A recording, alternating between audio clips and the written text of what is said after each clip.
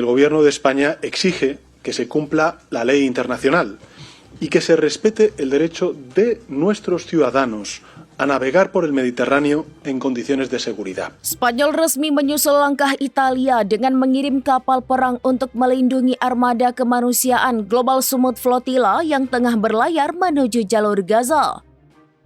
Perdana Menteri Spanyol Pedro Sanchez dalam konferensi pers di sela sidang umum PBB di New York pada Rabu 24 September menegaskan kapal Angkatan Laut akan diberangkatkan dari Cartagena dengan perlengkapan penuh untuk menjaga keamanan konvoi, termasuk jika dibutuhkan melakukan operasi penyelamatan.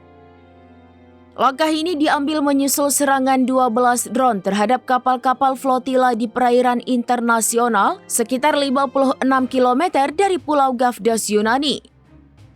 Konvoi kemanusiaan tersebut terdiri dari 50 kapal sipil yang membawa aktivis, pengacara, serta relawan dari 40 negara, termasuk aktivis iklim asal Swedia Greta Thunberg. Mereka membawa bantuan pangan untuk warga Gaza yang terjebak blokade laut Israel.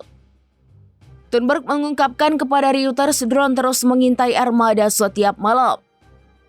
Melalui sambungan video dari atas kapal, ia mengatakan bahwa misi ini tentang Gaza, bukan tentang mereka.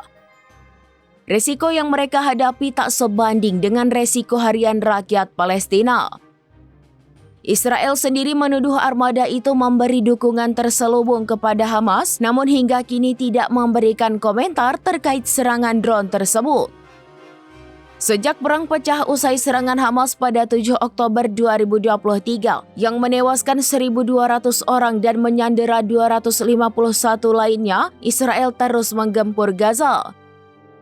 Data otoritas kesehatan Gaza mencatat lebih dari 65.000 warga Palestina tewas, sementara jutaan lainnya menghadapi kelaparan dan pengungsian berulang.